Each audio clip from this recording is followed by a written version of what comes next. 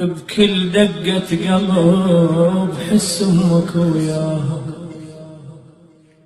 هذا الشاعر جزاه الله خير حسيب المالكي كتبها بمناسبة مصاب الأم ويعزي بها السيد نيابة عن أهالي القرنة، فمن المناسب أن نقرأها حق القصيدة وحق القضية.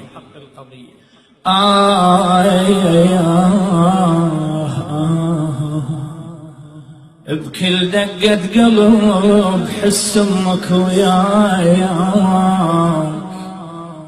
صوت الوالدة يهز الشرايين. أنا أتمنى مو أنا اللي أقرأها، أكون قاعد جو المنبر بس بعدها. بكل دقة قلب حس أمك وياك، صوت الوالدة يهز الشرايين. أمك هاي أمك نذرة الروح، وما تحتاج أقلك بالبراهين. تحتاج أحكي لك عن أمك؟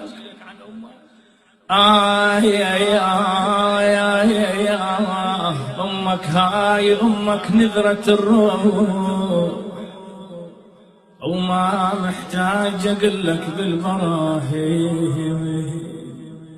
شبه دلة بوصف هل تحمل النار، وتكرم ضيفها وتنسى الجواني. أرجوك اسمع القضية، ترى موعظة. تلم أطفالها وفيلهم تصيبي،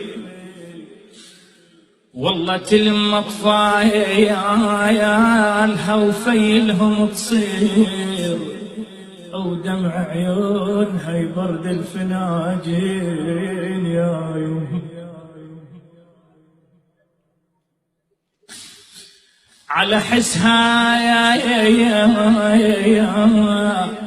على حسها تنام وتغمض عيون، وهي مساهرة وما تغمض العين. تحت أقدامها الجنة فتحت بايا، والله تحت أقدامها الجنة فتحت بايا. خصها الباري خصها بكل عناوين. جيت للموعظة، هلا بيك، اسمع زين بعد.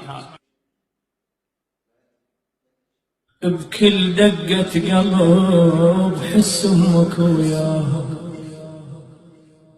هذا الشاعر جزاه الله خير حسيب المالكي كتبها بمناسبة مصاب الأم ويعزي بها السيد نيابة عن أهالي القرنة، فمن المناسب أن نقرأها حق القصيدة وحق القضية.